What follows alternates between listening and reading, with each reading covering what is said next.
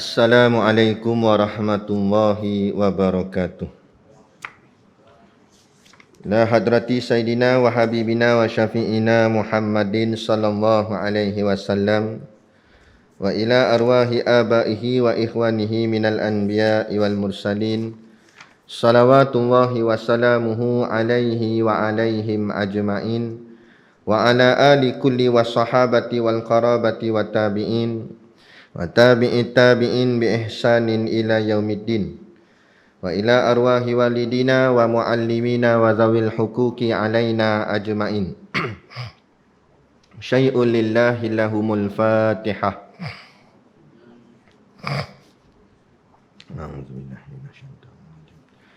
Bismillahirrahmanirrahim. Alhamdulillahi rabbil alamin. Ar-Rahmanir Rahim. Maliki yaumiddin. Iyyaka na'budu wa iyyaka nasta'in. Ihdinas siratal mustaqim. Siratal ladzina an'amta 'alaihim ghairil maghdubi 'alaihim waladdallin. Amin.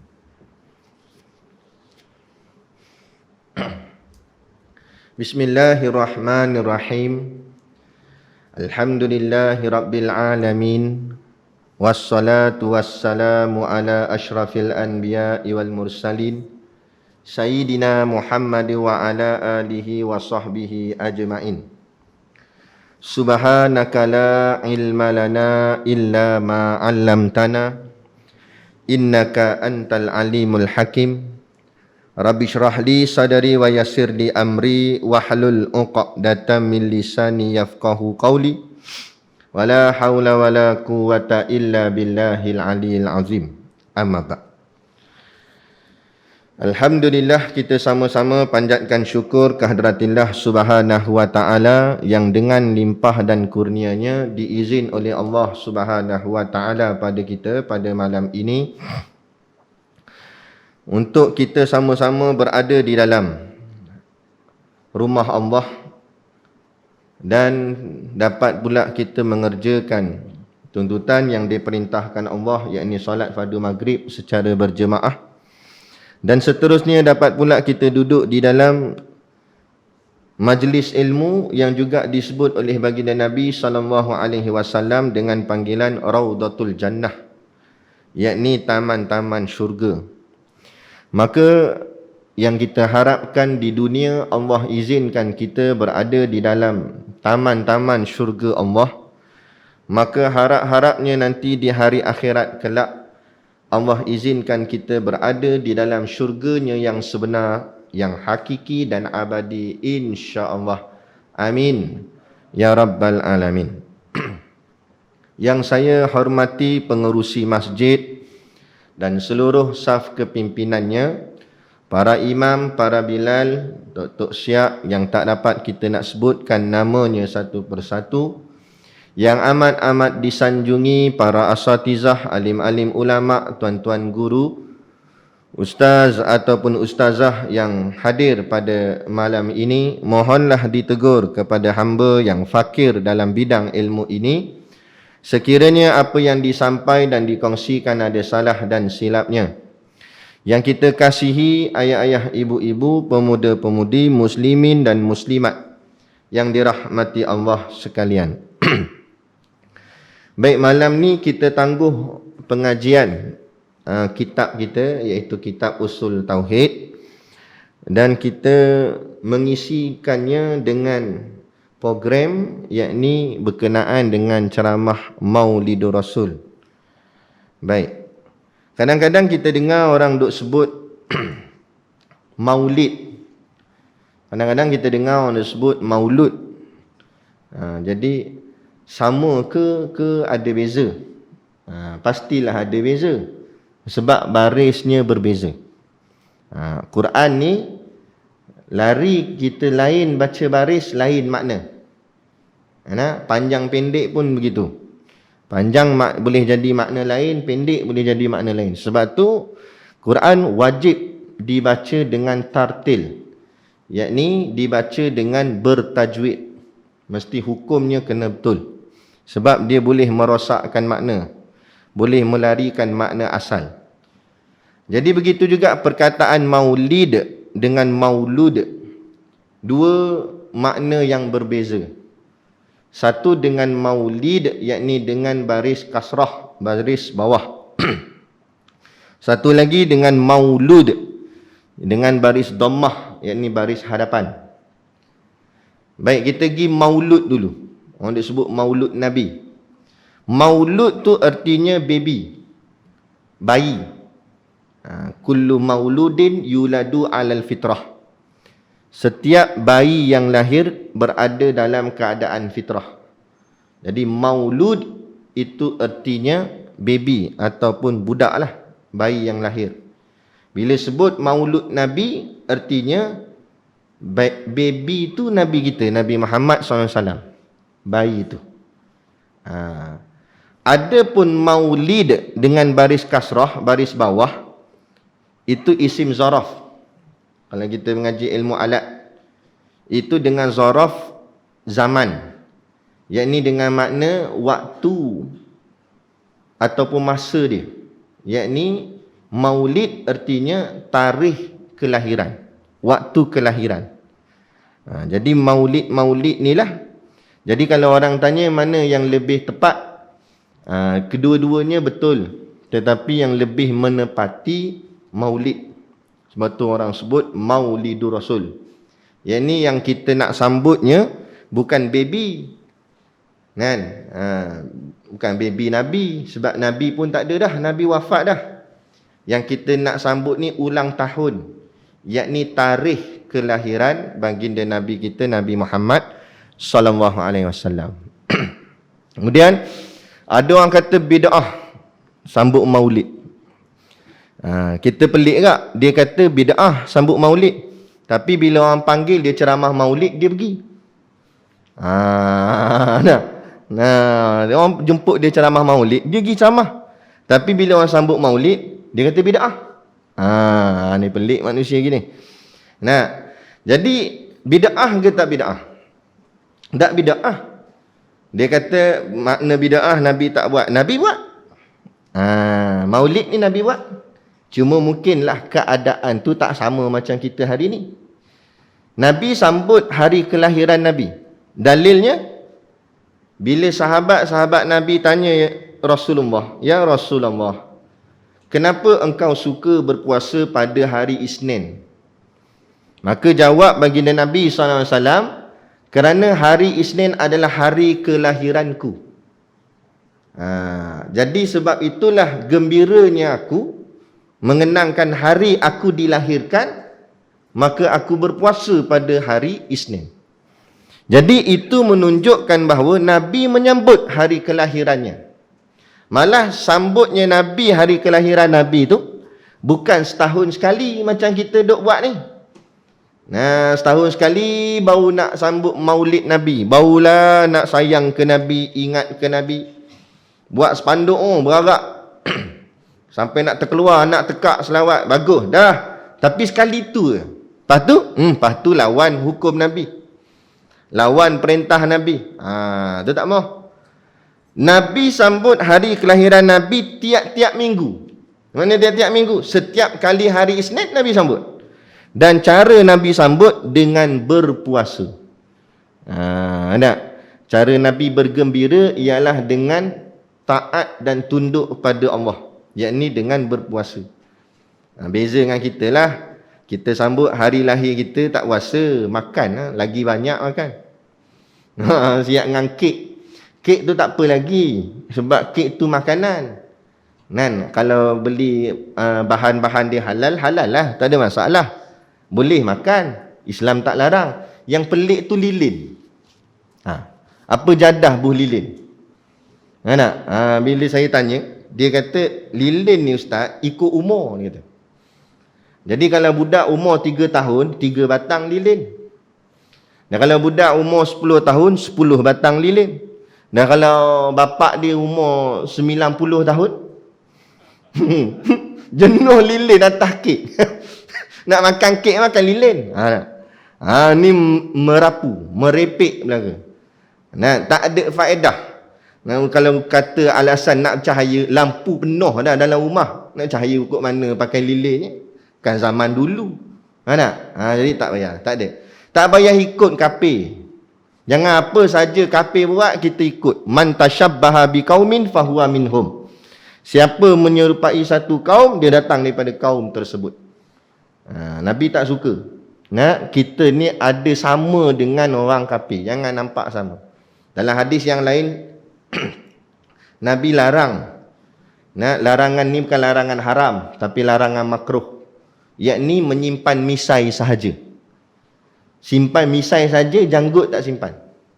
Kerana Nabi kata dikhawatiri menyerupai Yahudi. Saya sebut benda ni kat satu masjid. Kebetulan memang ada seorang tu dia misai saja. Tebal pula tu misai dia. Jenis kalau minum teh tarik tu lekat habis tau. Misai-misai tenggelam. Jadi dia marah saya. Dia hantar surat ke SU masjid, suruh berhentikan saya mengajar. Sebab saya bulanan situ. Kan? SU pun bersalah. Akhirnya panggillah kedua-duanya, saya dengan dia. Saya jawab kat dia, saya bukan kata siapa-siapa. Dan saya tak tahu pun siapa ada misai ke tak ada misai ke. Pakai emas mana kita nak tahu. Bukan saya nampak. Bukan saya saja nak tuju ke dia. Tak. Saya baca hadis. Hadis Nabi sebut begitu, kita sebutlah. Bukanlah maksudnya bila misai saja dia jadi Yahudi. Tak. Tapi Nabi nak ajar kita jangan nampak sama macam kafir. Hatta sampai tahap misai janggut pun Nabi suruh nampak beza. Supaya Islam biar ada beza dengan yang bukan Islam. Ni sama je. Orang kafir seluar pendek, orang Islam pun seluar pendek. Apa jadahnya gitu? Biarlah nampak beza. Sahabat-sahabat Nabi kata, ya Rasulullah, ada di antara orang kafir ni sembah matahari. Nabi kata kita semayang subuh sebelum matahari naik. Supaya kita tak sama dengan mereka dan kita jadi lebih dahulu daripada mereka. Betul ada larangan semayang bila matahari naik. Kan? Sebab tak nak khawatir takut nampak sama macam orang bukan Islam, orang kafir. Jadi biar kita ada beza. Sebab tu dulu di sebuah tempat dulu, zaman dululah, pernah dikeluarkan satu fatwa yang keras. Waktu tu mungkin ada masalah sedikit agaknya. Jadi ada pandangan ulama yang mengeluarkan hukum bahawa munafik siapa yang tidak pakai kopiah. Satu tiga dulu, bukan di sini, di tanah Arab mana saya tak ingat. Tapi pernah dikeluarkan hukum begitu, berat. Kerana apa? Kerana mungkin nampak sangat sama dengan yang bukan Islam. Dan waktu tu mungkin ketara ke soal akidah dan sebagainya. Kan? Jadi ada ketika lah dulu, makna nak ceritanya bukanlah bila kita takkan kopiah jadi munafik. Tak. Kan? Tapi nak ceritanya biarlah kita ni ada beza dengan yang bukan Islam. Baik. Nabi kita Nabi Muhammad sallallahu alaihi wasallam, tak ada orang lain sebelum Nabi yang bernama Muhammad. Sebelum Nabi lahir. Ada orang-orang ahli kitab, dia baca kitab-kitab lama, kitab Taurat, kitab Injil. Dalam kitab Taurat Injil tu dah sebut dah nama Nabi. Jadi ada di antara mereka mengharapkan anak yang mereka lahirkan ini ialah Nabi akhir zaman, Nabi yang terakhir. Maka diletakkanlah nama Muhammad, ataupun ada yang letak nama Ahmad. Sebab ada riwayat kata dalam kitab Taurat disebut namanya Ahmad. Tapi semua yang diletakkan nama Muhammad atau Ahmad mati. Mati kecil. Tak ada yang kekal hidup. Sehinggalah lahirnya Nabi kita Nabi Muhammad SAW yang diberi dengan nama Muhammad. Perintah daripada malaikat Jibril alaihissalam yang hadir di dalam mimpinya Siti Aminah, iaitu ibunda baginda Nabi SAW. Malaikat bagi tahu, wahai Aminah, kamu melahirkan seorang Nabi, pemimpin umat. Namakan dia dengan nama Muhammad. Sebab tu ada ulama menyebut nama Muhammad nama yang masyhur di bumi, ada pun nama Ahmad yang masyhur di langit. Ahmad pun nama Nabi. Nama Nabi ni banyak. Bukan Muhammad saja, nama Nabi banyak. Antaranya disebut dalam kitab-kitab tafsir Quran, antaranya namanya Yasin. Tu kita baca surah Yasin, tu Yasin tu nama Nabi. Toha, nama Nabi. Banyak lagi lah. Nama-nama Nabi kita, Nabi Muhammad sallallahu alaihi wasallam. Kalau ni dah boleh rentas negeri kan. Kalau rajin lah, pergi ke Pulau Pangkor, tempat kami tu di Perak tu. Pergi Pulau Pangkor, cari sebuah masjid namanya Masjid 1000 Selawat. Nama masjid tu Masjid Al-Badar 1000 Selawat nama dia. Kenapa 1000 selawat? Kerana di dinding-dinding masjid tu ada 1000 selawat ke atas Nabi. Kalau kita tengok dia punya ukiran-ukiran tu memang cantik lah. Ada 1000 selawat, ada nama-nama Nabi, tertulis nama Nabi, dah sampai daripada dinding sampai ke bumbung, semua ada tulis. Saya tak pernah kira lah, tak dah nak kira, pening sikit 1000. Tapi orang kata ada 1000. Tak cukup, tak tahulah. Tapi dia kata 1000 selawat. Tu hebat. Nabi kita Nabi Muhammad sallallahu alaihi wasallam. Nabi Muhammad, Nabi kita ni dilahirkan oleh Allah Subhanahu Wa Taala. Memang Allah dah pilih siap ini akan menjadi Nabi. Walaupun masa Nabi lahir belum dilantik jadi Nabi, tapi dah ditetapkan inilah Nabi. Jangan pula kita faham asalnya Muhammad ni orang biasa je, umur 40 baru dia terpilih jadi Nabi. Tak, awal masa bayinya lagi. Dalilnya kerana berlaku beberapa perkara-perkara yang mencari adat kepada baginda Nabi. Antaranya disebut di dalam kitab Kifayatul Muhtaj karangan Syekh Daud Al-Fatani. Ada disenaraikan 10 orang baby yang boleh berkata-kata semasa kecil, semasa bayi lagi. Yang logik akalnya budak baby tak boleh cakap lagi, tapi 10 orang ni boleh cakap. Saya tak nak hurailah 10 tu, tapi salah seorang daripada 10 tu Nabi kita Nabi Muhammad SAW. Masa Nabi keluar daripada perut maknya, ada riwayat kata Nabi dalam keadaan bersujud. Dalam keadaan sujud, dan Nabi menyebut Allahu akbaru kabira walhamdulillahi katsira wa subhanallahi bukratan wa asila. Betul yang kita amalkan bacaan tu, kita baca di dalam doa iftitah kita. Sebenarnya Allahu akbaru kabira tu belum lagi doa iftitah. Doa iftitah bermula wajah tu wajah ya lillazi fataras samawati wal ard. Itu sebenarnya doa iftitah, tapi ditambah zikir Allahu akbaru kabira walhamdulillah katsira. Antara hikmahnya kerana mengambil daripada permulaan perkataan yang diucap oleh baginda Nabi SAW semasa keluar daripada perut mak baginda. Hebat. Nabi dalam kitab juga ada sebut Nabi dilahirkan keluar bukan daripada faraj, bukan daripada alat kemaluan perempuan tersebut. Kerana di situ tempatnya keluar najis. Nabi ni mulia, suci, manakan layak keluar di situ. Maka ulama menjawab Nabi keluar kok perut. Macam zaman kita hari ni kita panggil dia Caesar. Orang panggil keluar kok tingkap. Tapi zaman tu kan Caesar lah, bukan ada pakar bedah ke bedak. Ni Allah buat sendiri. Perut ibu Nabi terbelah dan Nabi keluar kot situ. Tanpa ada pendarahan yang keluar, tak ada. Macam biasa keluar kot perut. Kemudian bila Nabi dah keluar, tercantum balik kulit tu tanpa meninggalkan kesan. Yang ni yang disebut oleh ulama-ulama kita akidah ahli sunnah wal jamaah. Kerana kemuliaannya baginda Nabi SAW. Malah ada yang menyebut bukan setakat Nabi Muhammad seorang, semuanya Nabi-Nabi Allah. Kerana semua Nabi-Nabi Allah itu adalah mulia di sisi Allah. Ada. Itu hebat. Dan lagi Nabi kita Nabi Muhammad dilahirkan oleh Allah Ta'ala ke muka bumi ni bila? Sewaktu agama ni dalam keadaan huru-hara. Dipanggil zaman tu zaman fatrah. Panggil zaman tu zaman fatrah, zaman fitrah. Zaman yang kekosongan wahyu. Tak ada wahyu, tak ada Nabi. Sebab Nabi akhir sekali sebelum tu Nabi Isa alaihissalam diangkat Allah pula ke langit. Jadi kosong. Lama, entah berapa tahun, wallahu alam. Khilaf di kalangan ulama'.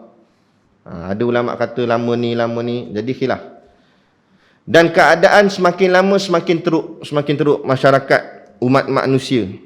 Semakin kuat syiriknya kepada Allah. Maka saat teruk itulah Allah datangkan, Allah lahirkan baginda Nabi SAW. Begitu juga apa yang akan berlaku nanti kepada kita di akhir zaman ni. Bila akan datangnya Imam Mahdi, bila akan turunnya Nabi Isa AS untuk betulkan apa yang tak betul di atas muka bumi. Saat mana? Saat waktu di bumi ni dalam keadaan teruk, teramat teruk. Tak ada penolong, tak ada siapa nak tolong. Sama juga waktu tu tak ada siapa nak bantu. Tak ada siapa nak betulkan. Disebut di dalam setengah kitab bahawa di Mekah waktu tu, sebelum Nabi lahir, jahil tak jahilnya penduduk waktu tu, disebut Arab Jahiliyah, hampir lebih kurang 300 lebih berhala keliling Kaabah. Dalam Kaabah ada berhala, keliling Kaabah ada berhala. Banyak, bersusun-susun. Kan? Bersusun-susun, patung sini, patung sana, patung sini. Dan ada juga yang menyebut mereka ada yang tawaf dalam keadaan mabuk minum arak, ada yang tawaf dalam keadaan berbogel, separuh bogel. Macam-macam maksiat keliling. Berbeza dengan Masjid Al-Aqsa. Kenapa disebut sebagai Masjid Al-Aqsa? Al-Aqsa artinya jauh. Kan? Dan juga disebut Baitul Maqdis. Kenapa disebut Maqdis? Maqdis ambil daripada perkataan Kudus, yakni makna suci. Baitul Maqdis artinya rumah yang amat suci, yang suci. Kenapa suci? Kerana di Baitul Maqdis tak pernah ada berhala. Daripada dulu sampailah tak pernah ada berhala. Berbeza dengan Mekah pada ketika itu penuh dengan berhala. Dan Allah lahirkan Nabi ni dalam kalangan keadaan waktu tu manusia dalam keadaan terumbang-ambing. Sebab tu Allah sebut di dalam Al-Quran, dalam surah Ali Imran ayat 164, Allah sebut, a'udzubillahi minasyaitonirrajim, laqad mannallahu 'alal mu'minina idz ba'atsa fihim rasulan min anfusihim. Allah kata laqad mannallahu 'alal mu'minin. Sesungguhnya Allah telah mengurniakan rahmatnya, Allah turunkan kasih sayang alal mu'minin, kepada orang-orang yang beriman. Dan ketika itu masih lagi ada beberapa orang, tak ramai, ada beberapa orang yang tak menyembah berhala. Antaranya Saidina Ali. Sebab tu Saidina Ali disebut karamallahu wajhah. Apa maksud karamallahu wajhah? Dimuliakan Allah akan wajahnya. Kerana sejak dia lahir sampailah dia wafat, Saidina Ali tak pernah menghadapkan wajahnya pada berhala. Tak pernah. Tengok pandang muka ni, pandang berhala pun tak pernah. Asal ada berhala dia paling kelain. Antaranya lagi ni Saidina Abu Bakar, antara sahabat Nabi yang walaupun belum datang Islam, dia adalah orang yang baik. Tak ada buat maksiat, tak ada minum arak, begitu. Jadi Allah kata laqad mannallahu 'alal mu'minin, sesungguhnya Allah telah mengurniakan rahmatnya kepada orang-orang yang beriman, yang tetap yakin kepada Tuhan. Walaupun saat tu, saat keadaan zaman manusia banyak yang syirik.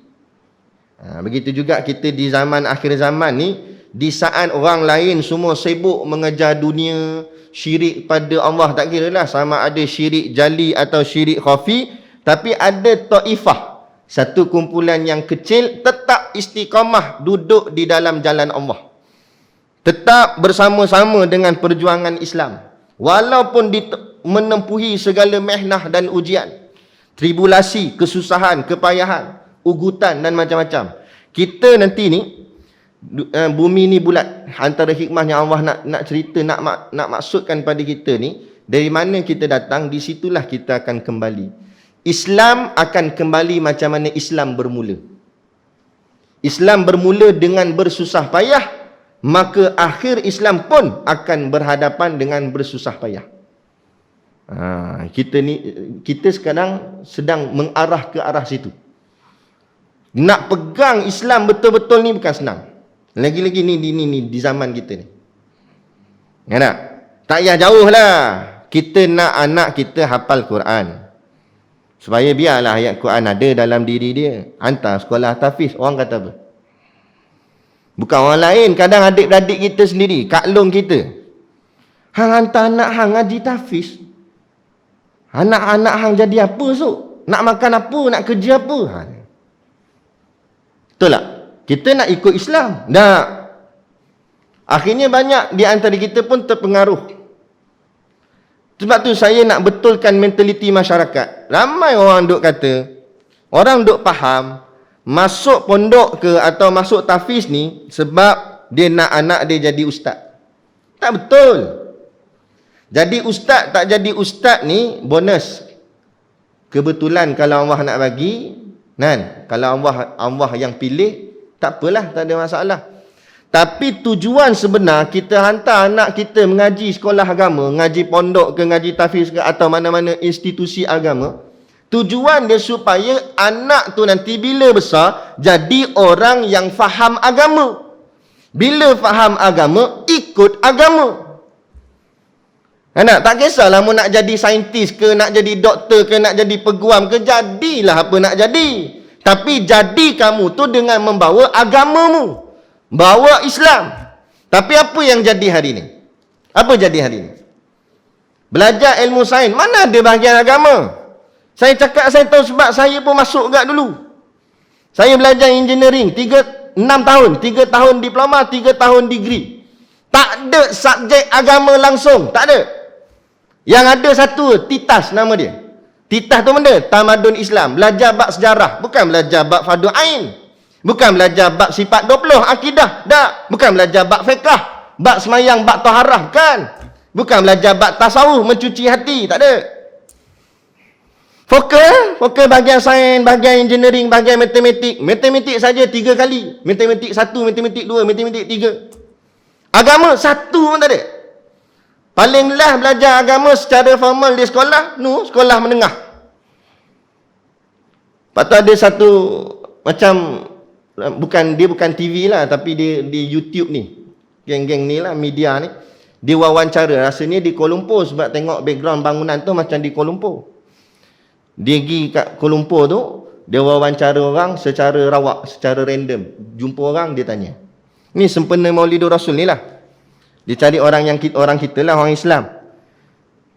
Assalamualaikum cik, Waalaikumsalam. Nak tanya sikit lah berkenaan dengan Nabi kita. Boleh, dia kata. Nak tanya cik, ayah Nabi nama apa? Antara soalan, ni saya tak bohong. Dia tanya, antara soalan yang ditanya, dia tanya orang tu, ayah Nabi nama apa? Rata-rata yang ditanya ni, terkelip-kelip kelopak mata. Terkebir-kebir. Tak boleh nak jawab. Mana? Walaupun ada yang boleh jawab, tapi lambat. Patutnya benda ni tak lambat. Ni kan kekasih kita, Nabi kita, Nabi Muhammad. Nama ayah Nabi pun tak tahu. Dah tak cuba tanya nama artis. Boleh jawab? Boleh. Nama pemain bola? Boleh jawab. Dah nama Nabi sendiri tak boleh jawab. Dah. Ni 2021. Bukan masalah COVID paling ketara. Masalah akidah paling ketara. COVID tak ada masalah. Penyakit datang dan pergi. Kalau kita tak mati kerana COVID, kita mati bab lain. Sakit jantung, kencing manis, banyak lagi penyakit. Duk ngelak sangat COVID, kena penyakit lain pula. Penyakit ni hitam dan putih kehidupan. Yang jadi masalah akidah ni anak cucu kita. Masalah agama dalam keluarga kita. Sampaikan nabinya sendiri pun dia tak kenal. Ayah Nabi, bukan panjang nama ayah Nabi. Bukan suruh baca nasab Nabi sampai Adnan, sampai Nabi Adam. Macam tu Nuh, kita pun tak apa nak ingat. Dah ayah Nabi naik satu nama, Muhammad bin apa? Kan tak boleh. Tak boleh. Ada. Lepas tu dia tanya pula, soalan kedua dia tanya, siapa dia Siti Aminah? Tak boleh jawab. Ada yang boleh jawab, dia jawab sini. Dia kata isteri Nabi kan? Dia kata isteri Nabi. Nak kata macam mana? Kalau kata bodoh marah. Bila pula itu kan mak Nabi. Sampai tak tahu ni keluarga Nabi. Belum tanya isteri Nabi ada berapa ramai. Belum suruh sebut nama anak Nabi seorang-seorang. Ni kita ni. Ada. Di saat ni yang Nabi sebut hubbud dunya wa karahiyatul maut. Cinta dunia dan benci akan mati. Makna mati di sini ialah akhirat. Kerana ada hadis yang lain Nabi sebut al-mautu jisrun habib ilal habib. Mati itu jambatan kekasih bertemu kekasih. Siapa kasih kita? Allah dan Rasul. Nak bertemu Allah, nak bertemu Rasulullah, titik pertemuan itu ialah kematian. Menghadapi mati, baru kita masuk alam sana. Alam yang disebut sebagai alam ghaib. Barulah kita dapat bertemu kekasih kita, Nabi kita. Dapat bertemu Allah. Ada? Ada?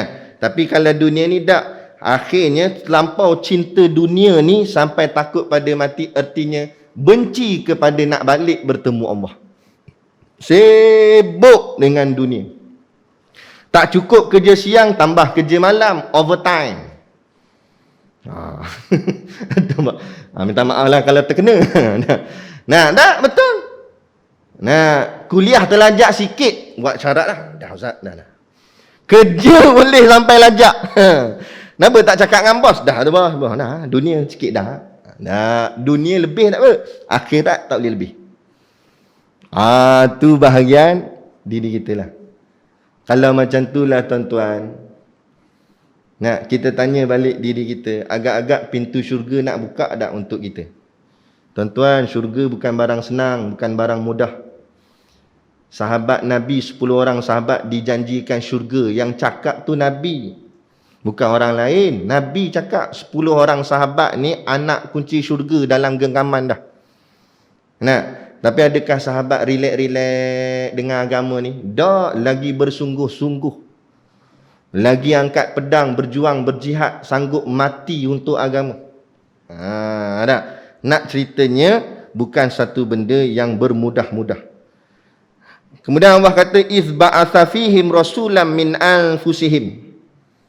Yakni aku berikan rahmat dengan aku mengutuskan ke dalam kalangan kalian seorang rasul yang bernama Muhammad. Allah utus seorang rasul dalam kalangan mereka sendiri.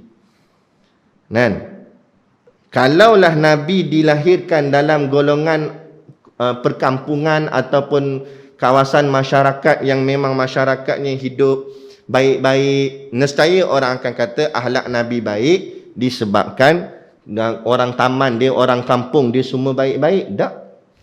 Nabi Allah buat lahir dalam kalangan mereka. Allah sebut kalangan kamu, maksudnya waktu tu yang dikelilingnya itu kafir jahiliah.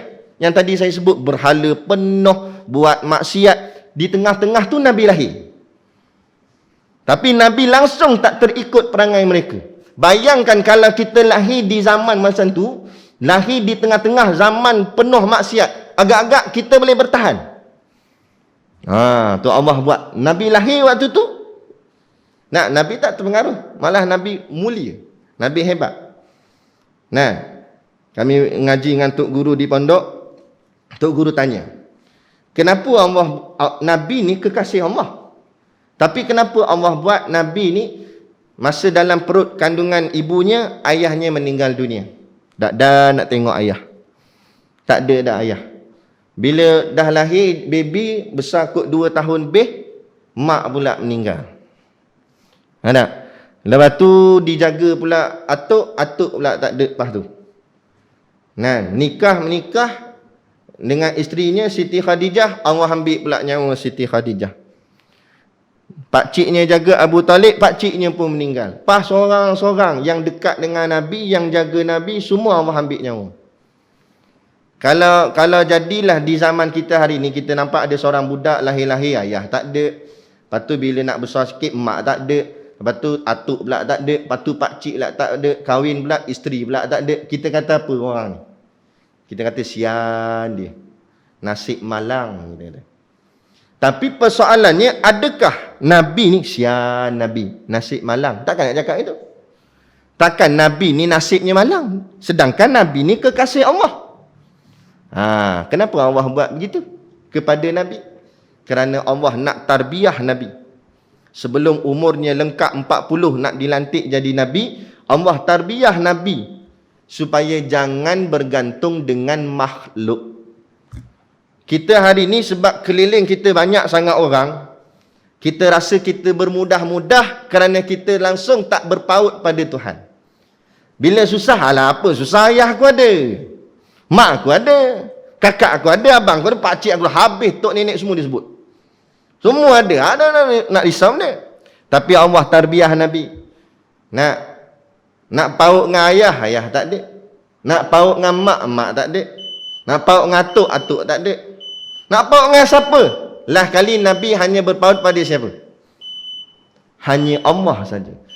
Itulah tempat Nabi nak menyatakan seronok ni Nabi, gembira ni Nabi. Dan itu juga tempat Nabi nak menceritakan sedihnya Nabi, resahnya Nabi. Tak ada yang lain. Nabi bermunajat semata-mata pada Allah. Betul tak?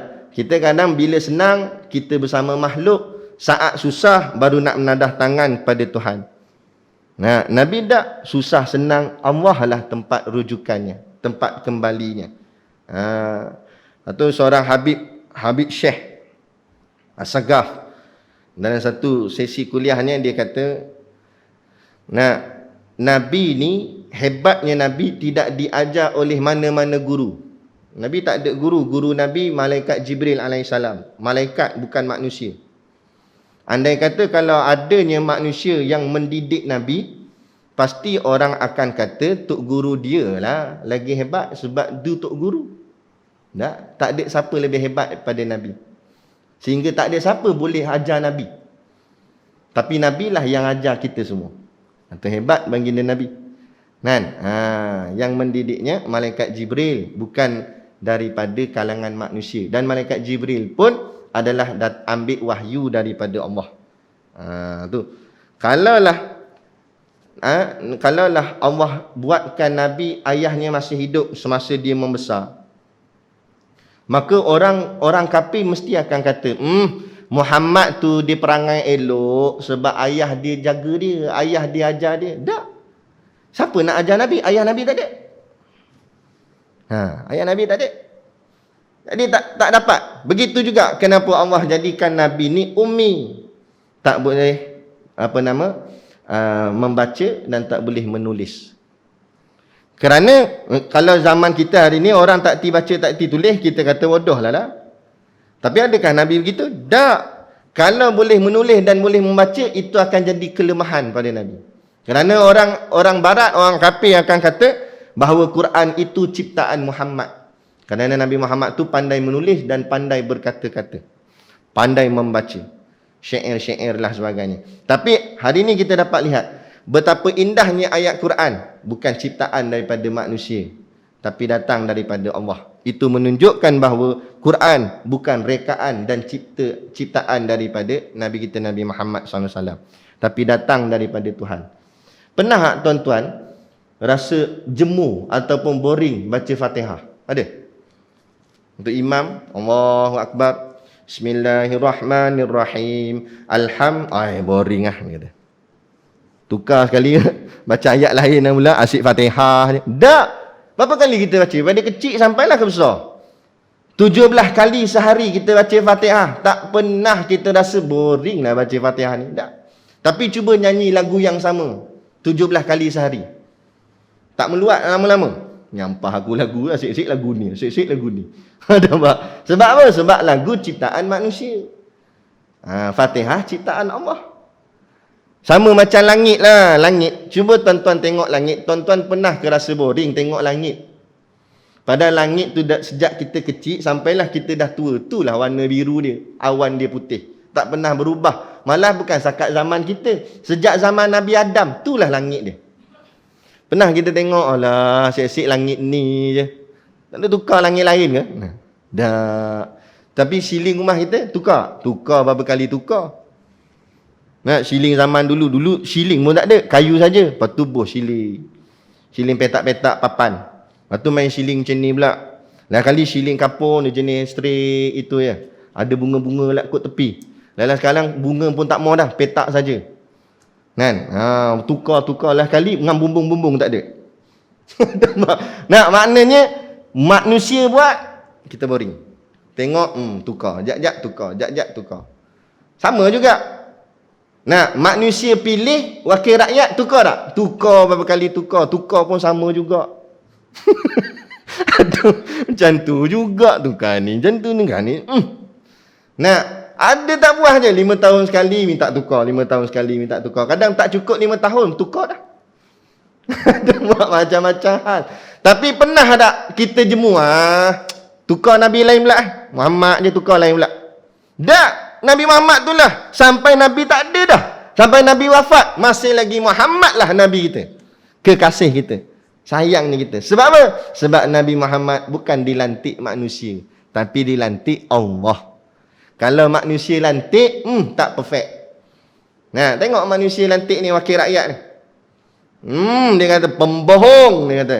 Nipu, kaki rasuah. Memanglah hang yang lantik pun kaki rasuah agak. Yang tukang lantik pun pembohong agak, lagi kuat bohong. Mau tak bohong? Nah, pergi kerja naik motor, claim taksi. Tak bohong situ. Ada tak? Nah, niaga bohong, niaga dah. Dia buh ikan, dia buh pinggan, dia buh piring atas. Lepas tu buh ikan atas tu. Orang tengok penuhnya ikan. RM2 Dia kata, RM2 penuh pinggan. Buh-buh dalam ada dapat 3 ekor kecil-kecil je. Ni tadi nampak macam banyak. Memanglah banyak dia tangkap.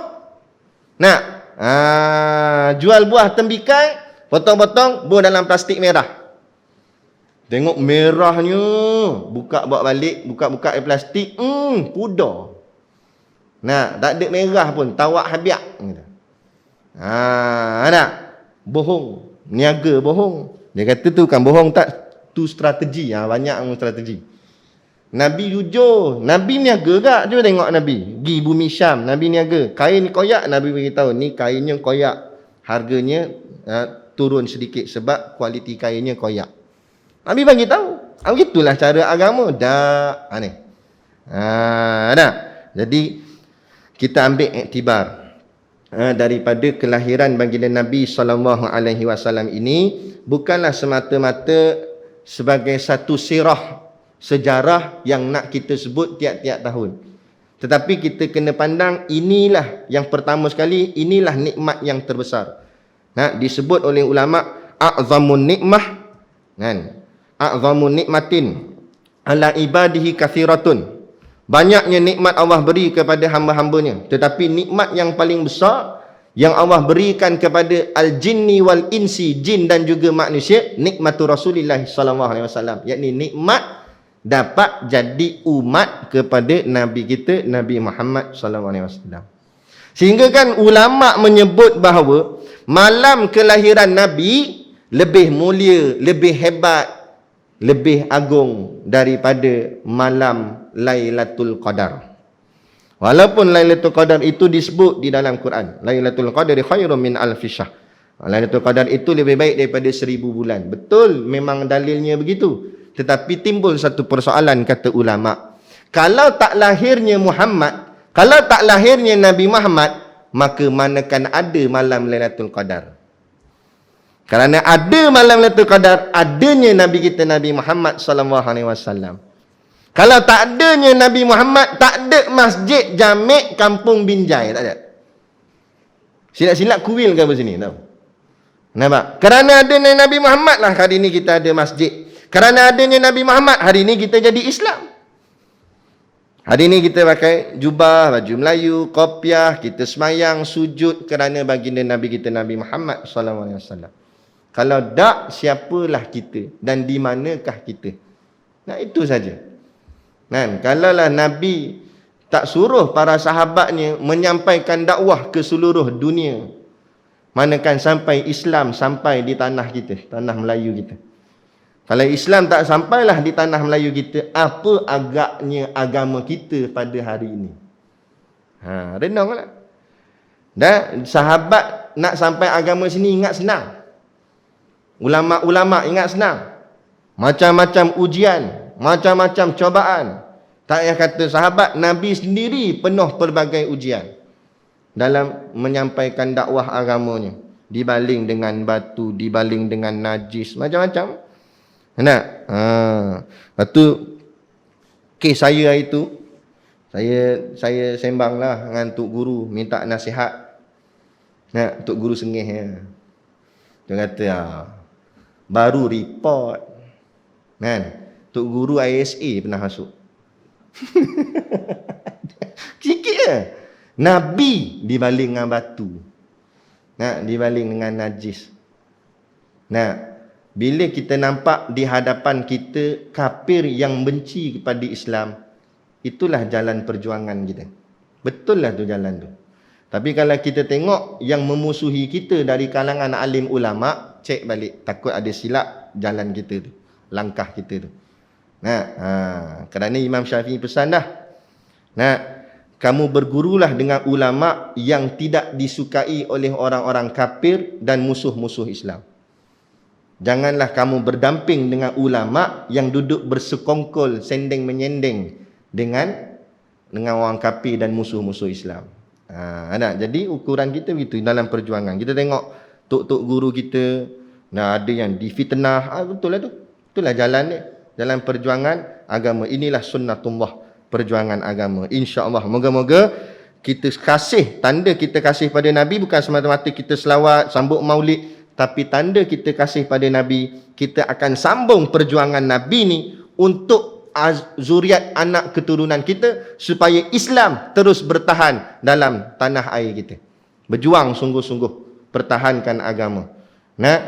InsyaAllah pilihan raya yang mendatang, pastikan kita memilih golongan yang nak menegakkan agama, menegakkan syiar Islam, menegakkan hukum hakam Allah, bukan semata-mata memberikan, orang cakap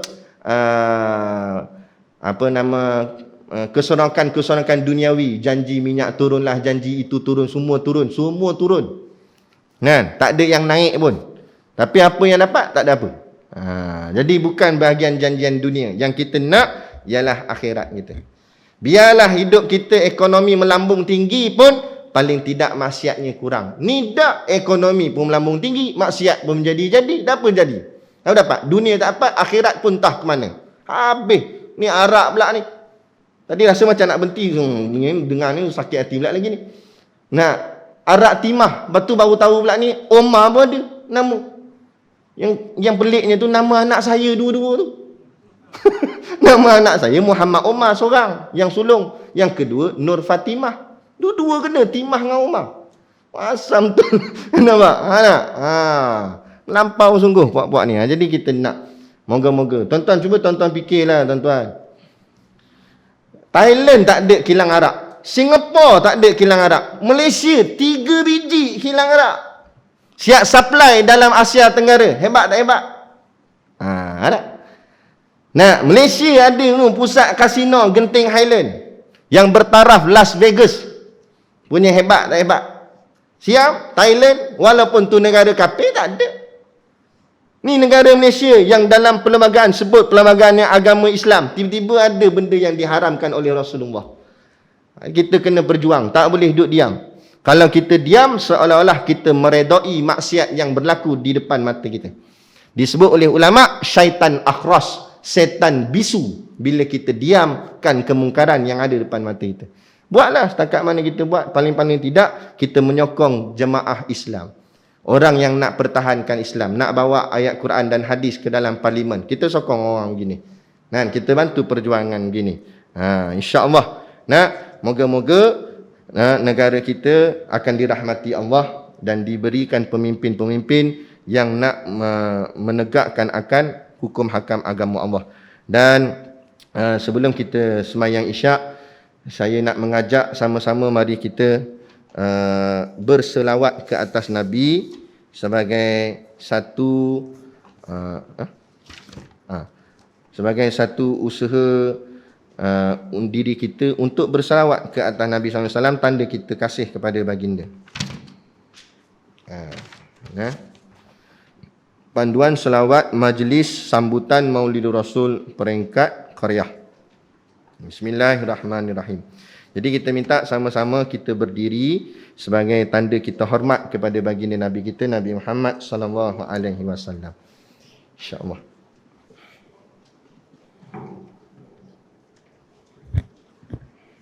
Ada nak? Oh, ada. Banyak.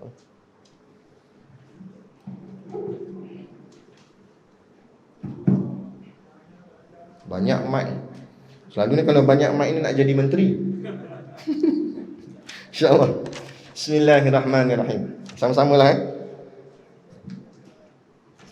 Macam mana letak ni?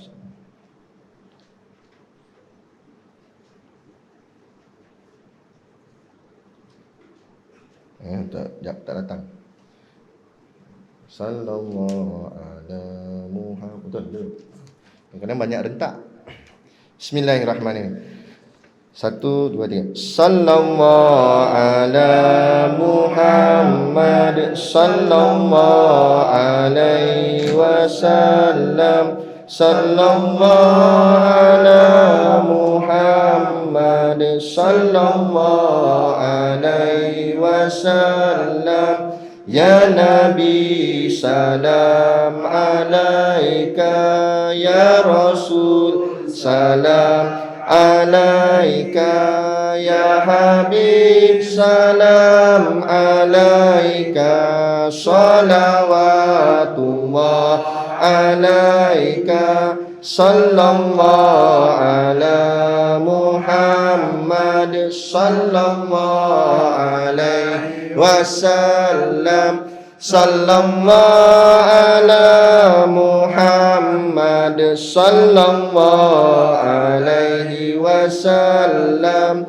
Ashraqal badru alaina faktafat minhul buduru mithla husnika ma ra'ayna qattu ya wajhash syururi. Sallallahu ala Muhammad sallallahu alaihi wasallam. Sallallahu ala Muhammad sallallahu alaihi wasallam.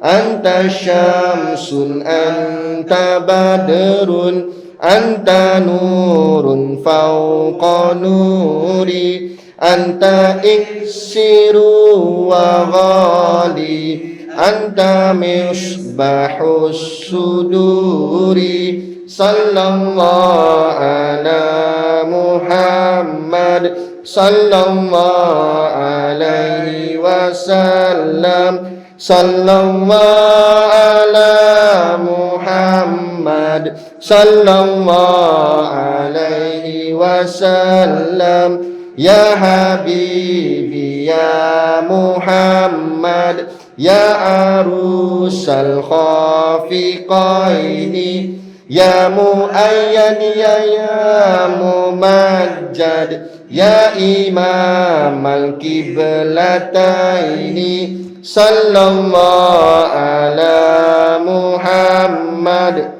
sallallahu alaihi wasallam. Sallallahu ala Muhammad sallallahu alaihi wasallam.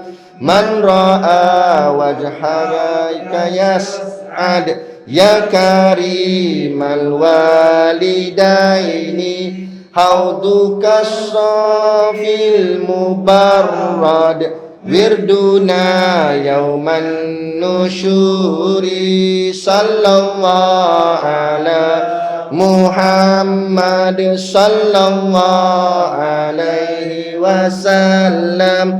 Sallallahu ala Muhammad sallallahu alaihi wasallam. Tala al-badru alaina min thaniyatil wada'i, wajaba syukru alaina mada'a lillahi da'i. Sallallahu ala Muhammad sallallahu alaihi wasallam. Sallallahu ala Muhammad sallallahu alaihi wasallam. أيها المبعوث فينا جئت بالأمر المطاع كن شفيعي يا حبيبي يوم حشر واجتماعي صلى الله على محمد صلى الله عليه وسلم صلى الله على محمد صلى الله عليه وسلم عليم السر وأخفى مستجيب الدعوات ربي ارحمنا جميعا بجميع الصالحات صلى الله على محمد صلى الله عليه وسلم صلى الله على محمد صلى الله عليه وسلم وصلاة الله على أحمد إدى تحرير السطور أحمد الهادي محمد صاحب الوجه المنير صلى الله على محمد صلى الله عليه وسلم صلى الله على محمد صلى الله عليه وسلم أعوذ بالله من الشيطان الرجيم بسم الله الرحمن الرحيم Alhamdulillahi Rabbil Alamin. Wassalatu wassalamu ala ashrafil anbiya'i wal mursalin Sayyidina Muhammad wa ala alihi wa sahbihi ajma'in. Allahumma taqabbal minna salatana wa du'aana innaka antas sami'ul alim wa tub alaina innaka antat tawwabur rahim. Allahumma ja'al dinana dinan nabi Muhammadin sallallahu alaihi wasallam wa islamana islamal muslimin wa imanana imanal mu'minin wa salatana salatal khashiin wa a'malana a'malas salihin wa niyatana niyatal mukhlisin wa dhunubana ya Allah dhunubal mustaghfirin wa hayatana hayatal ulama wa mautana bimauti syuhada wa dakhinal jannata ma'al anbiya'i alaihimus salatu wassalam. Rabbana atina fid dunya hasanah wa fil akhirati hasanah wa qina azabannar Wakina azabannar Wakina azabannar. Assalamualaikum ala khairi khalqihi Sayyidina Muhammad wa ala alihi wa sahbihi wasallam. Subhana rabbika rabbil izzati amma yasifun. Salamun ala mursalin walhamdulillahi rabbil alamin. Amin ya rabbal alamin. Taqabbalallahu minna wa minkum. Takbir. Allah.